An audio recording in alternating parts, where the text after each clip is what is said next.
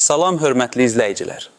Mən pensiya sahəsi üzrə mütəxəssis olaraq bugün sizə ölkəmizin hər bir təqaüdçüsü üçün həyati əhəmiyyət kəsb edən bir məlumatla müraciət edirəm. Son zamanlar pensiya fondundan təqaüdçülərimizə ünvanlanmış təcili bir bildiriş var ki, bunu bilməmək və ona əməl etməmək sizin gələcək pensiya ödənişlərinizdə ciddi problemlərə yol aça, hətta pensiyanızın müvəqqəti dayandırılmasına səbəb ola bilər. Bu məlumat kritik dərəcədə vacibdir və hər kəsə aiddir. Ona görə də sizdən xahiş edirəm ki, videonu bir saniyə belə irəli çəkmədən sonuna qədər diqqətlə izləyin. Çünki bu videoda hər bir təqaüdçünün maraq dairəsində olan suallara ətraflı cavab veriləcək, real həyatdan nümunələr göstəriləcək və konkret addımlar izah olunacaq. İndi isə kanalıma abunə olmağı və bu videonu bəyənməyi unutmayın ki, bu cür vacib məlumatları mütəmadi olaraq ala biləsiniz. Problemin əsas mahiyyəti. Əvvəllər pensiya sistemi xüsusən də məlumatların idarə edilməsi və təqaüdçülərlə kommunikasiya baxımından müəyyən fərqliliklərə malik idi. Bir neçə il əvvəl pensiya prosesləri daha çox ənənəvi, kağız əsaslı sənədləşdirməyə və fiziki müraciətlərə əsaslanırdı. Təqaüdçülər hər hansı bir dəyişiklik, məsələn, ünvan dəyişikliyi, bank hesabının dəyişməsi və ya şəxsiyyət vəsiqəsinin yenilənməsi kimi hallarda müvafiq qurumlara şəxsən müraciət etməli, uzun növbələrdə gözləməli və sənədləşmə prosesini fiziki olaraq tamamlamalı idilər. Bu sistem bəzi üstünlüklərə malik olsa da, vaxt aparıcı idi. İnzibati resursların səmərəsiz istifadəsinə səbəb olurdu və ən əsası təqaüdçülər üçün əlavə çətinliklər yaradırdı. Məlumatların yenilənməsi və ya yoxlanılması prosesləri daha seyrək baş verirdi və əksər hallarda yalnız təqaüdçünün özünün aktiv müraciəti əsasında həyata keçirilirdi. Bu, pensiya fondunun məlumat bazasında köhnə və ya qeyri-dəqiq məlumatların toplanmasına gətirib çıxarırdı ki, bu da sonradan həm fondun özü, həm də təqaüdçülər üçün problemlər yaradırdı. Lakin son illərdə ölkəmizdə, o cümlədən sosial təminat sistemində böyük rəqəmsallaşma prosesləri baş vermişdir. Əmək və Əhalinin Sosial Müdafiəsi Nazirliyi tərəfindən həyata keçirilən geniş miqyaslı islahatlar çərçivəsində pensiya sistemində də ciddi dəyişikliklər edildi.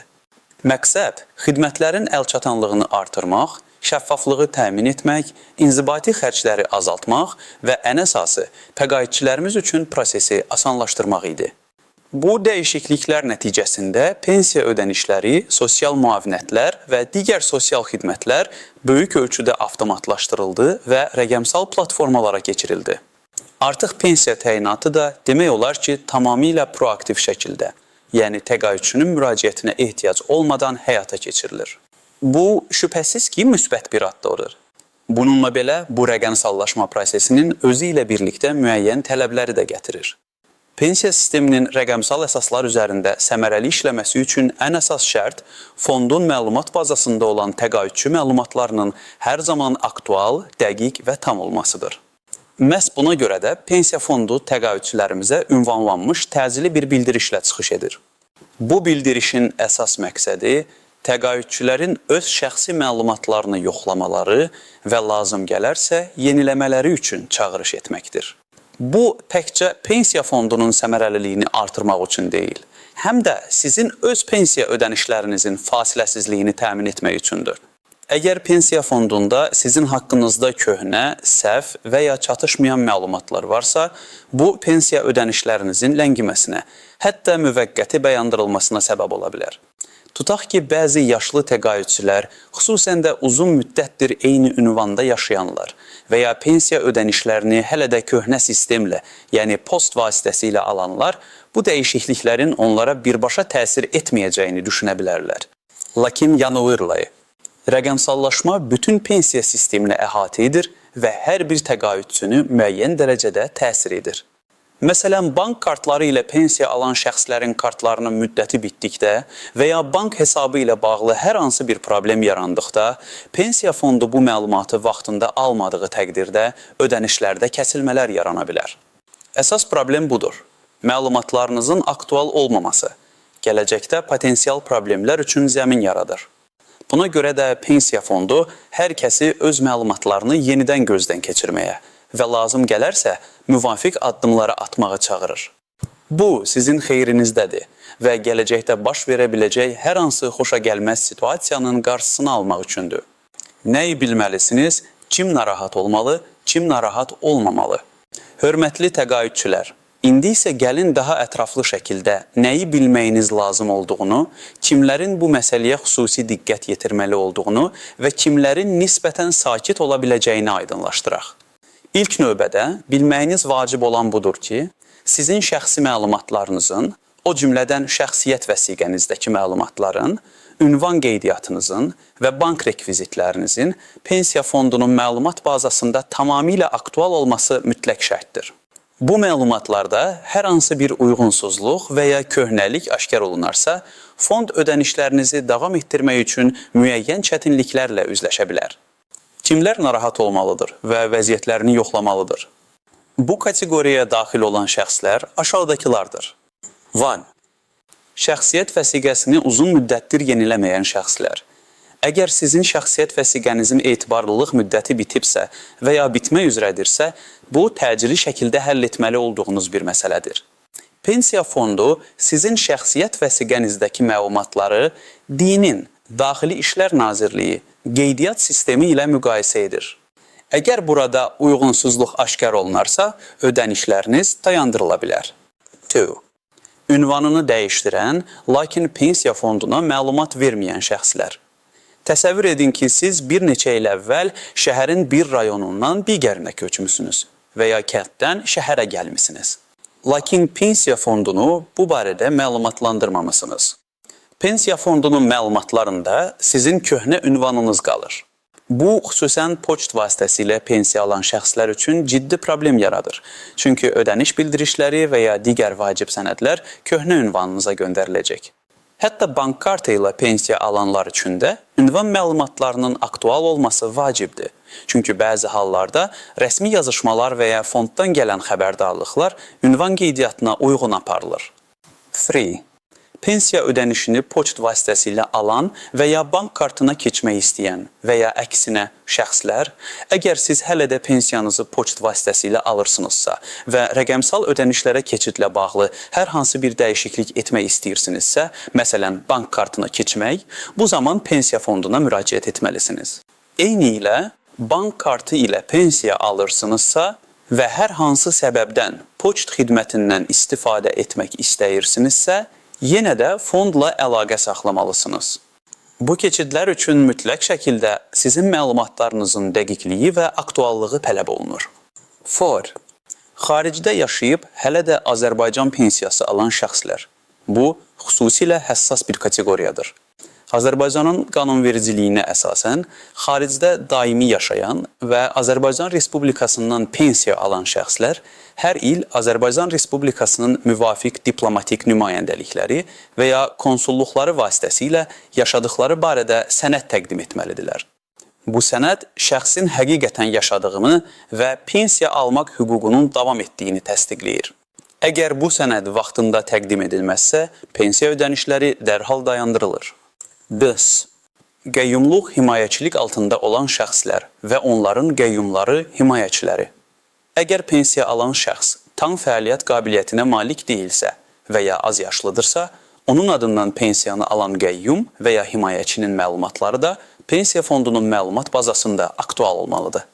Qəyyumluq və ya himayəçiliklə bağlı hər hansı bir dəyişiklik, məsələn, qəyyumun dəyişməsi və ya qəyyumluq müddətinin bitməsi dərhal fondun diqqətinə çatdırılmalıdır.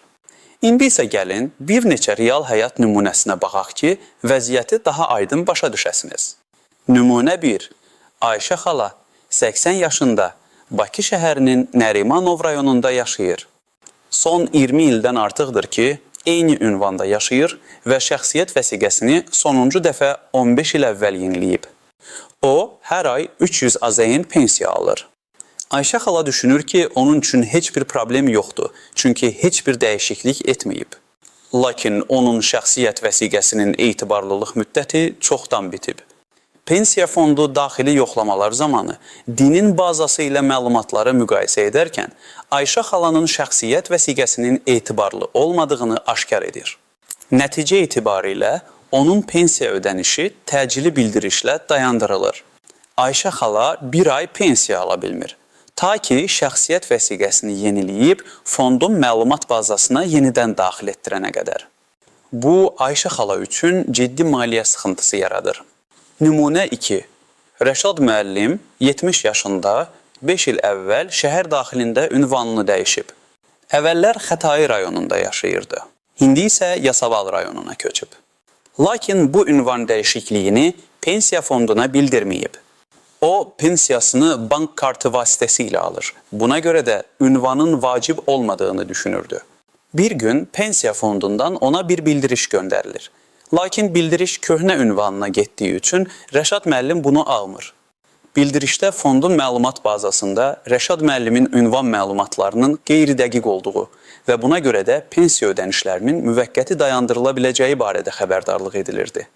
Rəşad müəllim bu bildirişi almadığı üçün vəziyyətdən xəbərsiz qalır. Pensiyası dayandırılanda isə böyük təəccüb yaşayır və uzun bürokratik proseslərlə üzləşməli olur. Nümunə 3. Leyla xanım 65 yaşında pensiyasını hər ay poçt vasitəsilə alırdı. O, poçt şöbəsində uzun növbələrdən, bəzən pulumun gecikməsindən şikayət edirdi və bank kartı ilə pensiya almağın daha rahat olacağını düşünürdü. Lakin prosesin mürəkkəb olacağından çəkinərək indiyə qədər bu addımı atmamışdı. Pensiya fondunun yeni çağırışını eşidəndə qərar verir ki, artıq dəyişiklik etməlidir. O, bank kartı almaq üçün banka müraciət edir. Lakin pensiya fondunu bu barədə məlumatlandırmadığı üçün pensiya hələ də köhnə qaydada poçt vasitəsilə göndərilir. Leyla xanım hər iki tərəfdən müəyyən çaşqınlıq yaşayır və nəticədə bir ay əlavə gözləməli olur ki, bütün dəyişikliklər sistemdə əks olunsun. Nümunə 4.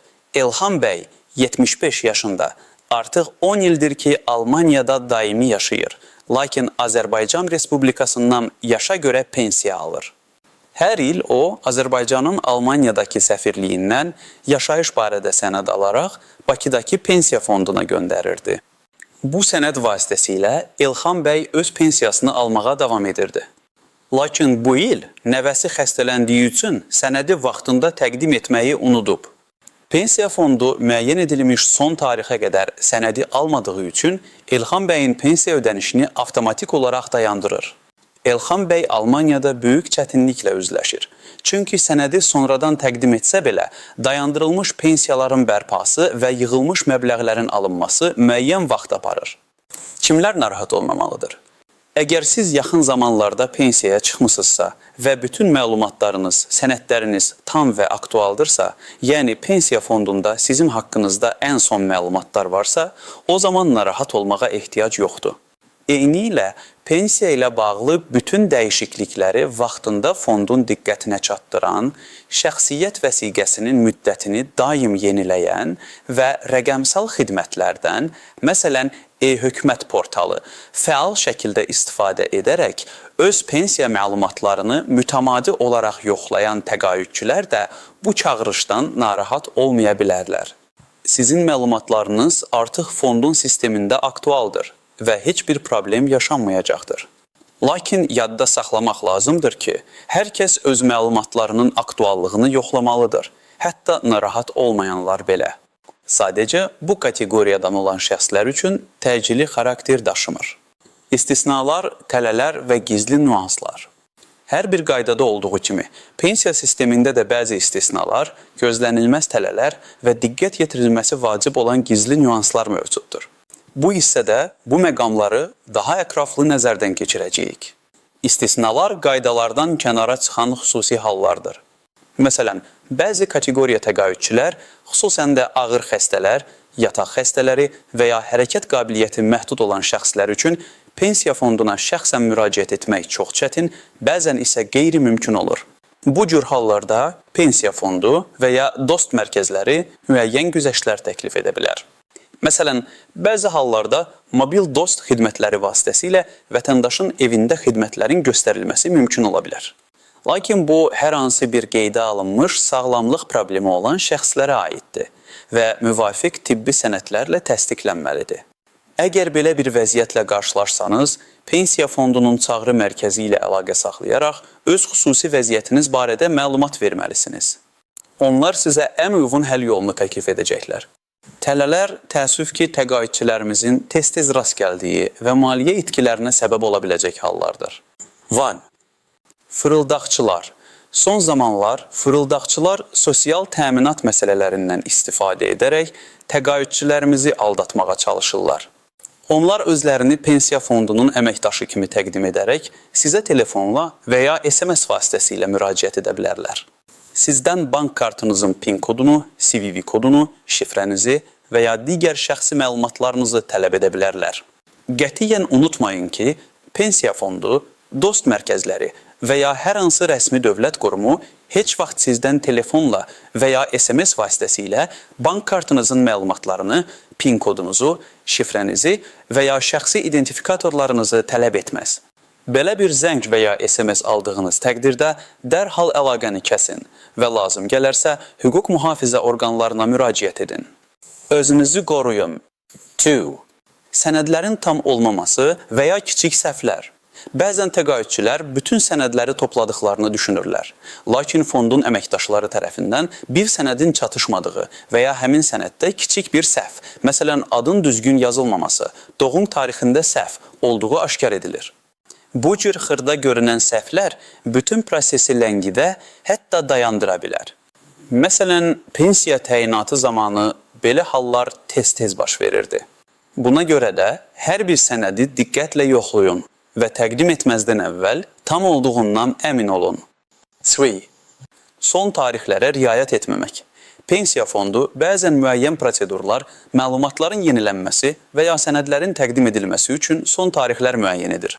Bu son tarixlər təqaüdçülərə rəsmi bildirişlər, internet səhifələri və ya kütləvi informasiya vasitələri ilə çatdırılır. Əgər bu tarixlərə riayət edilməzsə, pensiya ödənişlərində müvəqqəti dayandırılma kimi xoşagəlməz nəticələr yarana bilər. Yuxarıda qeyd etdiyimiz kimi, xaricdə yaşayan təqaüdçülərin hər il sənəd təqdim etməsi üçün də müəyyən bir son tarix var ki, buna mütləq riayət olunmalıdır. Gizli nüanslar isə pensiya sisteminin daha az bilinən, lakin vacib tərəfləridir. 1. Etibarnamə ilə pensiya alanlar. Bir çox təqaüdçü, xüsusən də sağlamlıq problemləri səbəbindən pensiyalarını özləri ala bilmədikdə, etibarnamə əsasında başqa bir şəxsə, övladlarına, qohumlarına pulu almaq hüququ verirlər. Lakin etibarnamənin müddətinin bitməsi anı çox vacibdir. Əgər etibarnamə müddəti bitibsə və yeni etibarnamə təqdimi edilməyibsə, pensiya ödənişləri avtomatik olaraq dayandırılır. Etibarnamənin müddətinin bitməsinə yaxınlaşdığınızı görəndə, vaxt itirmədən yeni etibarnaməni rəsmiləşdirin və pensiya fonduna təqdim edin. 2. Bank rekvizitlərinin dəyişməsi. Pensiyanı bank kartı ilə alan şəxslər üçün bu çox vacibdir. Bank kartının müddəti bitdikdə, bank tərəfindən yeni kart verilir. Lakin bəzi hallarda, xüsusən də bankın dəyişdirilməsi və ya hesab nömrəsinin IBAN dəyişməsi zamanı bu məlumatlar pensiya fonduna dərhal çatdırılmaya bilər.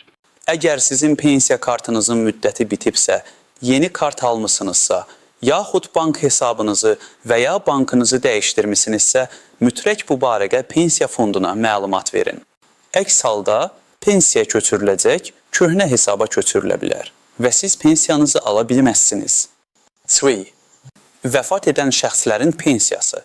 Təəssüf ki, bəzən təqaüdçü vəfat edir, lakin onun ölüm haqqında şəhadətnaməsi pensiya fondunun sisteminə vaxtında daxil edilmir.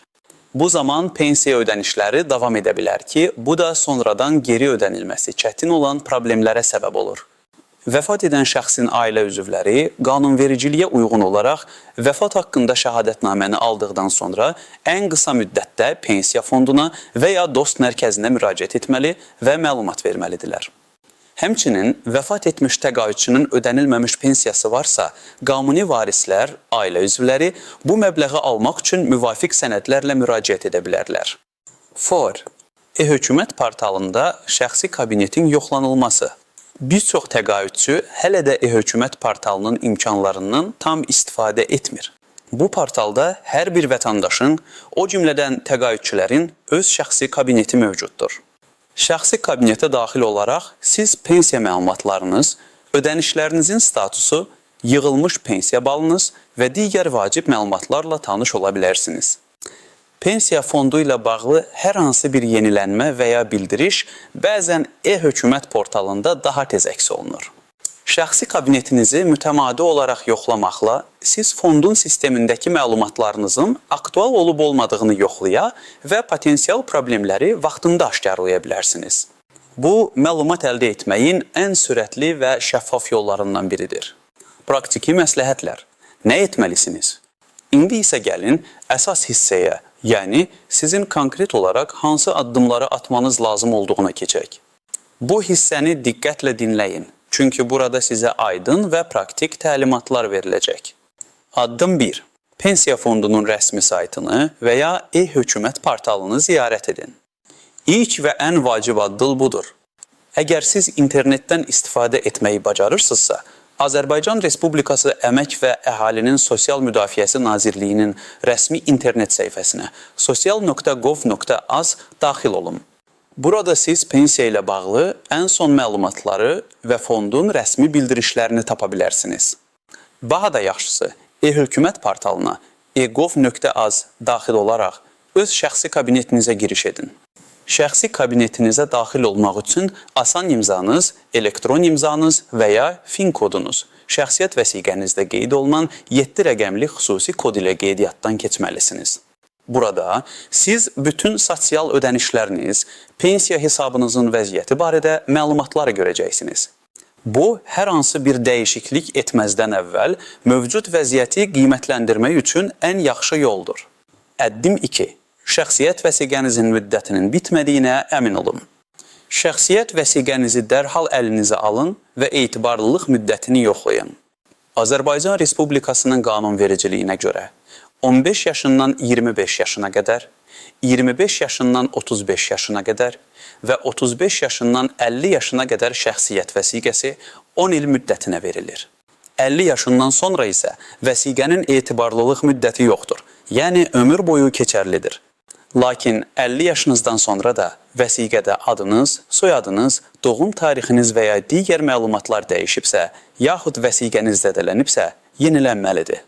Əgər şəxsiyyət vəsiqənizin müddəti bitibsə və ya siz yuxarıda qeyd olunan səbəblərdən biri ilə yeniləməlisinizsə, vaxt itirmədən Daxili İşlər Nazirliyinin müvafiq qurumlarına, rayon, şəhər polis idarələrinin pasport şöbələrinə müraciət edin. Unutmayın ki, pensiya fondu üçün ən vacib sənəd məhz şəxsiyyət vəsiqənizdir. Addım 3. Ünvanınızda dəyişiklik varsa, pensiya fonduna bildirin. Əgər sonuncu dəfə pensiya üçün müraciət etdiyinizdən bəri və ya pensiya fonduna məlumat verdiyiniz tarixdən bu yana yaşayış ünvanınız dəyişibsə, bunu dərhal bildirməlisiniz. Bu, xüsusən poçt vasitəsilə pensiya alanlar üçün çox vacibdir. Çünki bütün rəsmi yazışmalar yeni ünvanınıza göndərilməlidir. Ünvan dəyişikliyini bildirmək üçün siz bir neçə yoldan istifadə edə bilərsiniz. 1. Elektron müraciət. E-hökumət portalı vasitəsilə elektron müraciət xidmətindən istifadə edərək pensiya fonduna ünvan dəyişikliyi barədə müraciət edə bilərsiniz. 2. Şəxsən müraciət. Ən yaxın dost mərkəzinə və ya Əmək və Əhalinin Sosial Müdafiəsi Nazirliyinin yerli şöbəsinə şəxsən gedərək ünvan dəyişikliyini bildirmək barədə ərizə yaza bilərsiniz. Özünüzlə şəxsiyyət vəsiqənizi və yeni ünvanınızı təsdiq edən sənədi, məsələn, ev kitabından çıxarır, götürməyi unutmayın. Addım 4. Pensiyanı bank kartı ilə almaq istəyənlər üçün bank seçimi və sənədlər. Əgər siz hələ də pensiyanızı poçt vasitəsilə alırsınızsa və bank kartına keçmək istəyirsinizsə, bu çox asandır. İlk olaraq sizin üçün ən rahat olan bir bankı seçin. Bu, Kapital Bank, Azərpoçt, əslində Azərpoçtun kartları da bank kartı kimi fəaliyyət göstərir. Paşa Bank və ya hər hansı digər pensiya ödənişləri ilə işləyən bank ola bilər. Seçdiyiniz bankın filialına şəxsiyyət vəsiqənizlə müraciət edərək pensiya kartı açmaq istədiyinizi bildirin. Bank sizin üçün hesab açacaq və müvafiq kartı verəcək. Daha sonra bankdan aldığınız hesab nömrəsini, IBAN və ya kart məlumatlarını, əgər bank fondun sisteminə avtomatik olaraq məlumat ötürmürsə, götürərək pensiya fonduna və ya dost mərkəzinə müraciət edərək pensiyanızın yeni bank hesabınıza köçürülməsini xahiş edin. Addım 5. Sənədlər siyahısı. Müraciət edərkən aşağıdakı sənədlər sizdən tələb oluna bilər. 1. Şəxsiyyət vəsiqəsi. Mütləq vəsiqənin etibarlı olduğundan əmin olun. 2. Pensiya vəsiqəsi. Əgər sizə pensiya vəsiqəsi verilibsə. 3. Ünvan qeydiyyatı haqqında sənəd. Əgər ünvanınız dəyişibsə və siz bunu pensiya fonduna bildirmək istəyirsinizsə, yeni ünvanınızı təsdiq edən sənəd. Məsələn, ev kitabından çıxarış və ya DİM tərəfindən verilən qeydiyyat haqqında arayış. 4. Bank rekvizitləri. Əgər pensiyanızın götürüləcəyi bank hesabını dəyişdirmək istəyirsinizsə, yeni bank hesabınızın nömrəsi, IBAN və bankın adı. 5. Etibarnamə. Əgər sizin adınızdan başqa bir şəxs müraciət edirsə, notarial qaydada təsdiq olunmuş etibarnamə. Addım 6. Harda müraciət etmək olar? Azərbaycanda sosial xidmətlərin əksəriyyəti, o cümlədən pensiya məsələləri ilə bağlı müraciətlər dost mərkəzlərində və Əmək və Əhalinin Sosial Müdafiəsi Nazirliyinin yerli şöbələrində qəbul edilir. Number 1. Dost mərkəzləri. Bunlar xidmətlərin bir pəncərə prinsipi ilə göstərildiyi ən müasir və rahat mərkəzlərdir. Siz ən yaxın dost mərkəzinə müraciət edərək bütün lazımi məlumatları ala və sənədləri təqdim edə bilərsiniz. Burada sizə gülərüz və ixtisaslı əməkdaşlar köməklik göstərəcəklər. 2. SMN-nin yerli şöbələri. Əgər sizin yaşayış yerinizə yaxın dost mərkəzi yoxdursa, rayon, şəhər, Əmək və Əhalinin Sosial Müdafiəsi mərkəzlərinə müraciət edə bilərsiniz. 3. Pensiya fondunun çağı mərkəzi. Hər hansı bir sualınız yaranarsa və ya hansı addımı atacağınız barədə əlavə məlumata ehtiyacınız olarsa, dərhal 142 nömrəli çağrı mərkəzinə zəng edin. Onlar sizə ətraflı məlumat verəcəklər. Müraciət forması, əgər şəxsən gedirsinizsə. Əgər siz dost mərkəzinə və ya yerli şöbəyə şəxsən gedirsinizsə, adətən sizə müvafiq ərizə forması veriləcək. Lakin ümumi bir müraciət mətni təxminən belə ola bilər. Mən ad, soyad, ata adı, doğum tarixi, pensiya işinin nömrəsi, əgər bilirsinizsə. Pensiyamın ödənişi ilə bağlı, məsələn, ünvan məlumatlarımın yenilənməsi, bank rekvizitlərimin dəyişdirilməsi, şəxsiyyət vəsiqəmin yenilənməsi barədə məlumat vermək istəyirəm. Xahiş edirəm ki, istədiyiniz dəyişikliyi konkret qeyd edin. Məsələn, pensiyamın yeni ünvanım üzrə qeydiyyatını aparasınız və ya yeni bank hesabıma köçürülməsini təmin edəsiniz. Əlavə olaraq, bütün lazımi sənədləri, burada sənədlərin adını qeyd edin. Məsələn, şəxsiyyət vəsiqəsinin surəti, yeni ünvan haqqında arayış, bank rekvizitləri, müraciətimə əlavə edirəm. Təqdim etdiyim məlumatların dəqiqliyinə zəmanət verirəm. Xahiş edirəm ki, müraciətimə baxılsın və lazımi tədbirlər görülsün. Bu mətn sizə ümumi bir fikir verəcək, lakin dost mərkəzində sizə hazır formalar təqdim olunacaq və əməkdaşlar doldurmağa kömək edəcəklər. Hörmətli izləyicilər, bugün biz pensiya fondundan təqaüdçülərimiz üçün kritik əhəmiyyət daşıyan məlumatları, bu məlumatların nə üçün vacib olduğunu, kimlərə aid olduğunu və hansı addımların atılmasının zəruri olduğunu çox ətraflı şəkildə nəzərdən keçirdik. Bir daha qeyd etmək istəyirəm ki, sizin şəxsi məlumatlarınızın, o cümlədən şəxsiyyət vəsiqənizdəki məlumatların, ünvan qeydiyyatınızın və bank rekvizitlərinizin pensiya fondunun məlumat bazasında tamamilə aktual, dəqiq və tam olması pensiyanızın fasiləsiz və problemsiz ödənilməsinin əsasıdır. Ən kiçik bir detalı belə yoxlamaqdan çəkinməyin. Çünki bu, gələcəkdə sizi gözləyən böyük problemlərin qarşısını ala bilər. Yadınızda saxlayın, sizin rahatlığınız və pensiya ödənişlərinizin təminatı üçün bu addımları atmaq sizin birbaşa məsuliyyətinizdədir. Əgər bu videoda izah olunan hər hansı bir məqamla bağlı suallarınız varsa, çəkinmədən videonun şərh bölməsində yazın.